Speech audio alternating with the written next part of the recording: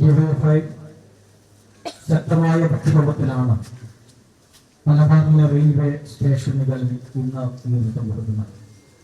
പാലക്കാട് ഡിവിഷനെ വെട്ടിമുറിച്ച ആ ഡിവിഷന് അന്ത്യം കുറിക്കാനുള്ള കേന്ദ്ര ഗവൺമെന്റിന്റെ നിലപാടിൽ പ്രതിഷേധിച്ചുകൊണ്ട് അതിൽ കാര്യമായ ഒരു ഇടപെടൽ നടത്താതെ കേന്ദ്ര ഗവൺമെന്റിനോട് ചേർന്ന് നിൽക്കുന്ന സമീപനം സ്വീകരിച്ചുകൊണ്ടിരിക്കുന്ന കേരളത്തിലെ UDF ഗവൺമെന്റിന്റെ നയത്തിൽ കൂടി പ്രതിഷേധം രേഖപ്പെടുത്തിക്കൊണ്ടാണ് കാസർഗോഡ്, കണ്ണൂരും കോഴിക്കോടും മലപ്പുറത്തും ഇന്ന് രാവിലെ ഷൊർണൂരും ഡിവൈഎഫ്ഐയുടെ നേതൃത്വത്തിൽ സമരം നടത്താൻ തീരുമാനിച്ചു.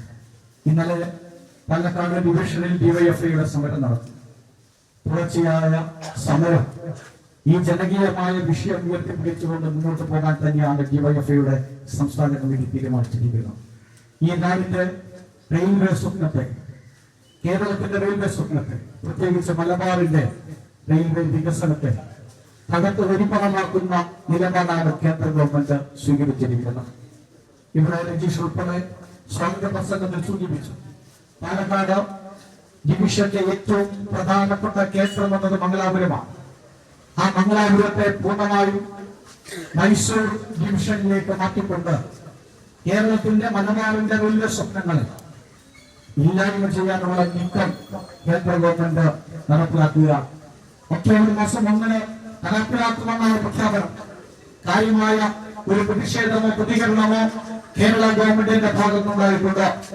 കേരളത്തിന്റെ മുഖ്യമന്ത്രി ശ്രീ വി ഡി സതീശൻ കേരളം ഒരു പത്രക്കുറിപ്പിൽ ഒതുക്കി എന്നതിനപ്പുറം ഈ ഗൗരവമായ ഒരു വിഷയത്തിൽ എന്ത് ഇടപെടലാണ് നടത്തിയിട്ടുള്ളത്?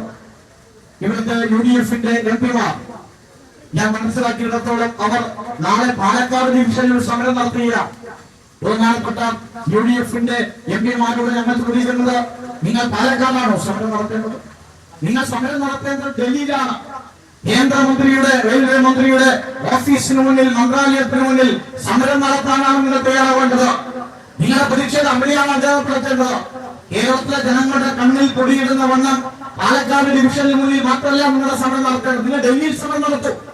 നിങ്ങൾ നടത്താത്ത സമരങ്ങൾക്ക് ഡിവൈഎഫ്ഐ ശക്തമായ പിന്തുണ നൽകും.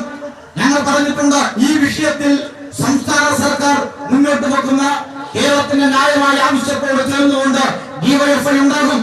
എന്നാൽ ഗൗരവമായ ഈ വാർത്ത പുറത്തു വന്നതിന് ശേഷവും കാര്യമായ ഇടപെടൽ നടത്താൻ കേരള ഗവൺമെന്റ് തയ്യാറാകുന്നില്ല എന്നുള്ളതാണ് ഞങ്ങളുടെ ശക്തമായ വിമർശനം. ഞങ്ങൾ ശക്തമായ പ്രതിഷേധത്തിലാണ്. ഈ മംഗലാപുരം കൂടി പാലക്കാട് ഡിവിഷന്റെ ഭാഗത്ത് ഇല്ലാതായാൽ പാലക്കാട് ഡിവിഷൻ പൂർണ്ണമായും ഇല്ലാതാകും. പാലക്കാട് ഡിവിഷൻ റെയിൽവേയുടെ കണക്കിൽ നഷ്ടത്തിൽപ്പെടുന്ന ഒരു ഡിവിഷനായി മാറും. ഈ മലബാറിലെ കേരളത്തിലെ ജനങ്ങൾക്ക് യാത്ര ചെയ്യാൻ ഒരു കാര്യമായ ട്രെയിൻ പോലും ഇല്ലാത്ത നിലയിലേക്ക് വരും. പുതിയ ട്രെയിനുകൾ വരില്ല. ഇനി ഉള്ള ട്രെയിനുകൾ തന്നെ നിലനിൽക്കുമോ? കാരണം മംഗലാപുരത്തിൽ നിന്നാണ് കേരളത്തിലെ തിരുവനന്തപുരത്തേക്ക് ഓടുന്ന ഒരു വലിയ ഭാഗം ട്രെയിനുകൾ പുറപ്പെടുന്നത്. ആ ട്രെയിനുകളെല്ലാം പിന്നീട് നിയന്ത്രിക്കുക മൈസൂരിൽ നിന്നാണ്, മൈസൂർ ഡിവിഷനിൽ നിന്നാണ്. അത് ഓടുന്നതിന് ആശങ്കയുണ്ട്. അത് മാത്രമല്ല, പുതിയ ട്രെയിനുകൾ വരില്ല. ഓണമാണ് നാളെ. ഞങ്ങൾ ഇന്ന് സമരത്തിന് നിർബന്ധിതമായതാണ്. ഓണത്തിന് നമുക്കറിയാം, മലയാളികൾ ഓണം ആഘോഷിക്കാൻ കേരളത്തിലേക്ക് വരുമ്പോ പ്രത്യേക ട്രെയിൻ സർവീസുകൾ, ആ ട്രെയിൻ സർവീസുകൾ പ്രത്യേകമായി ഉത്സവകാലങ്ങളിൽ കേരളത്തിന് ഇനി പാലക്കാട് ഡിവിഷൻ കൂടി മുറിച്ചു കഴിഞ്ഞാൽ ഇല്ലാതാകുന്ന സാഹചര്യം ഉണ്ടാകും. പാലക്കാട് ഡിവിഷനെ ഘട്ടഘട്ടമായി വിട്ടുപോയിരിക്കുന്നു. ഇവിടെ സൂചിപ്പിച്ചല്ലോ, 2006 സേലം ഡിവിഷനിലേക്ക് പാലക്കാടിന്റെ പാത 1247 കിലോമീറ്റർ സേലത്തിലേക്ക് ചേർത്ത് വെച്ച് കോയമ്പത്തൂർ ഉൾപ്പെടെയുള്ള പ്രധാനപ്പെട്ട കേരളത്തിന്റെ ഒരു വരുമാന സോഴ്സ് റെയിൽവേയുടെ സ്രോതസ്സിനെ ഇല്ലാതാക്കിയത് ഈ കേന്ദ്ര ഗവൺമെന്റിന്റെയും അന്നത്തെ കോൺഗ്രസിന്റെയും ഒക്കെ നയമായിരുന്നു എന്ന് നമുക്ക് കാണാൻ വേണ്ടി സാധിക്കും. അതിൽ ഒരു കാര്യമായ രീതിയിൽ ഇടപെടാൻ അന്ന് കോൺഗ്രസ് തയ്യാറായിരുന്നില്ല എന്ന യാഥാർത്ഥ്യം നമ്മുടെ മുന്നിൽ. ഞാനതിലേക്കൊന്നും ഈ ഘട്ടത്തിൽ പോവല്ല. സേലം ഡിവിഷനിലേക്ക് പാലക്കാട് പാതയെ ചേർത്ത് വെച്ചപ്പോ അന്ന് രഞ്ജിത്തോട് കോച്ച് ഫാക്ടറിയെ കുറിച്ച് പറഞ്ഞു. VS ഗവൺമെന്റ് 250 ഏക്കർ സ്ഥലം ഏറ്റെടുത്തു. അത് കാട് പിടിച്ച് കിടക്കാണ് പാലക്കാട്. കേരളത്തിന്റെ റെയിൽവേ സ്വപ്നങ്ങളെ തകർക്കുന്ന നിലപാടുകൾ ഘട്ടം ഘട്ടമായി കേന്ദ്രം സ്വീകരിച്ചുകൊണ്ടേയിരിക്കുകയാണ്. ഇപ്പോഴത്തെ മംഗലാപുരത്തെ കൂടി, മംഗലാപുരം തുറമുഖത്തിൽ നിന്നുള്ള ചരക്ക് ഗതാഗതമാണ് പാലക്കാട് ഡിവിഷന്റെ ഏറ്റവും പ്രധാനപ്പെട്ട വരുമാനം. ഒരു വർഷം 1000 കോടിയിലേറെ വരുമാനം ഉണ്ടാകുന്നു. മംഗലാപുരം ഡിവിഷൻ പൂർണ്ണമായും, മംഗലാപുരം ഭാഗം പൂർണ്ണമായും ഇല്ലാതായാൽ ഡിവിഷന് വരുമാനത്തിൽ 60% ഇടിവുണ്ടാകും എന്നത് കൂടി നാം കാണേണ്ടതുണ്ട്. അത് കേരളത്തിന്റെ റെയിൽവേ സ്വപ്നങ്ങളെ തകർക്കും. ഞാൻ തുടക്കത്തിൽ സൂചിപ്പിച്ചു, പുതിയ ട്രെയിനില്ല, സ്റ്റേഷനുകൾക്ക് വികസനമില്ല, ഈ നാട്ടിലെ ജനങ്ങൾ ബുദ്ധിമുട്ടുന്ന നിലയിലേക്ക് മാറും. ഇപ്പോൾ തന്നെ കേരളം റെയിൽവേ മേഖലയിൽ കേരളത്തോട് അവഗണനയല്ലേ, തുടർച്ചയായ അവഗണനയാണ് തുടർന്നത്. അത് ഈ കാസർഗോഡ് ഈ ജില്ലയുടെ മുന്നിൽ നിന്നുകൊണ്ട് സംസാരിക്കുമ്പോൾ ഈ കാസർഗോഡ് ജില്ലയിൽ ഉൾപ്പെടെയുള്ള മലബാറില് ജനങ്ങൾ അഭിമുഖീകരിക്കുന്ന നിരവധിയായ പ്രശ്നങ്ങളുണ്ട്. ഞാൻ നേരത്തെ തന്നെ ഉയർത്തിയ നിരവധിയായ മുദ്രാവാക്യങ്ങളുണ്ട്. കാസർഗോഡുള്ള ജനങ്ങൾക്ക് രാത്രി 10 മണി വരെ ട്രെയിൻ ഉണ്ടോ? കാസർഗോഡേക്ക് വരാൻ വേണ്ടി പറ്റുമോ? ഇപ്പോൾ തന്നെ പരിമിതിയാണ്, പ്രയാസങ്ങൾ അനുഭവിക്കുകയാണ്.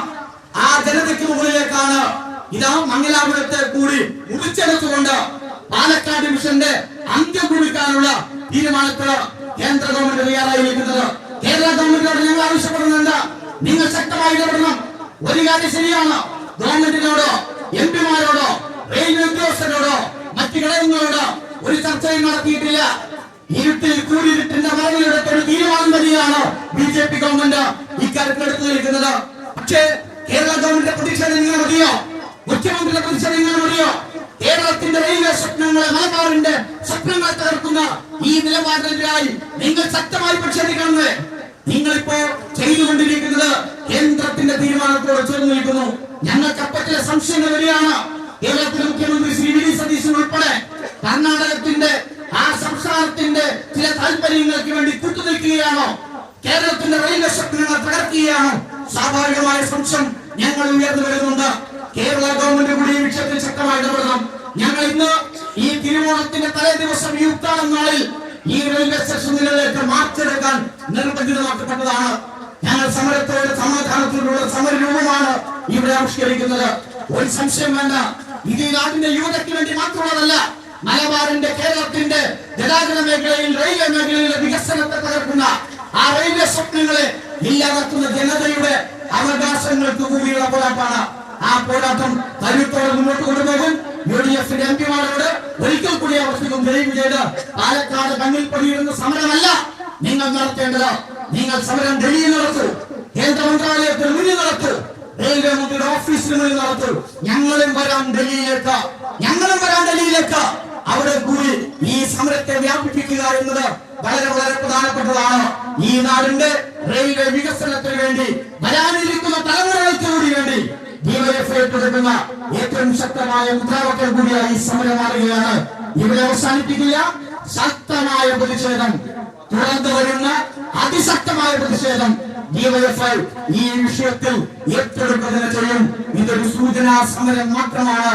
ഇന്നലെ ഞങ്ങൾ പാലക്കാട് ഡിവിഷനിൽ നിന്ന് ആരംഭിച്ച സമരം, ആ സമരത്തെ ഇന്നലെ അടിച്ചമർത്തിയാണ് വി.ഡി. സതീശൻ പോലീസ് ചെയ്തത്. ആ സമരത്തെ അടിച്ചമർത്താൻ നിങ്ങൾ കാണിച്ച ശുഷ്കാന്തി ഉണ്ടല്ലോ മിസ്റ്റർ വി.ഡി. സതീശൻ, നിങ്ങൾ ആ ശുഷ്കാന്തി ഈ വിഷയത്തിൽ കാണിച്ചാൽ ഈ കേരളത്തിന്റെ റെയിൽവേ വികസനം മുരടിക്കില്ല. നിങ്ങൾ ആ ശുഷ്കാന്തി BJP ഗവൺമെന്റിന് മുന്നിൽ കാണിക്കണം. അവിടെ കുറ്റമടക്കുന്ന സമീപനമാണ് 100 ദിവസം പൂർത്തീകരിക്കുന്ന നിങ്ങളുടെ ഗവൺമെന്റ് വിവിധ കാര്യങ്ങൾ ചെയ്തിട്ടുള്ളത്. അതുകൊണ്ട് തന്നെ ചില ഘട്ടങ്ങളിൽ ഞങ്ങൾക്ക് സംഘപരിവാറിനാൽ നയിക്കപ്പെടുന്ന 2 ഗവൺമെന്റുകൾക്കെതിരായ പ്രക്ഷോഭങ്ങൾ ഏറ്റെടുക്കേണ്ടതായി വരുന്നുണ്ട്. അതുകൊണ്ട് BJPക്ക് മുന്നിൽ സാധാരണ മുട്ടുമടക്കുന്ന ആ മുട്ട് ഇവിടെയെങ്കിലും നിവർത്തി വെച്ചുകൊണ്ട് കേരളത്തിന്റെ ഈ ആവശ്യങ്ങൾക്ക് വേണ്ടി ഇടപെടാൻ കേരളത്തിന്റെ മുഖ്യമന്ത്രി ഉൾപ്പെടെ തയ്യാറാകണം, ഗവൺമെന്റ് തയ്യാറാകണം. ഇവിടുത്തെ എംപിമാർ ഡൽഹിയിൽ സമരം നടത്തണം. ഞങ്ങളും ഉണ്ടാകും ഡൽഹിയിൽ നിങ്ങളോടൊപ്പം സമരം നടത്താൻ. ഈ നാടിന്റെ ആവശ്യങ്ങൾക്ക് വേണ്ടിയുള്ള പോരാട്ടങ്ങൾക്ക് DYFI ഉണ്ടാകും. കരുത്തോടെ മുന്നോട്ട് പോകും. ഈ സമരം സൂചനാ സമരമാണെന്ന് ആവർത്തിച്ച് പറഞ്ഞുകൊണ്ട് ശക്തമായ പ്രതിഷേധത്തിലേക്ക് ഞങ്ങൾ കടക്കുന്നത് ഓർമ്മിപ്പിച്ചുകൊണ്ട് ഈ സമരം ഉദ്ഘാടനം വെച്ചുകൊണ്ട് ഞാൻ അവസാനിപ്പിക്കുന്നു. അഭിവാദ്യം.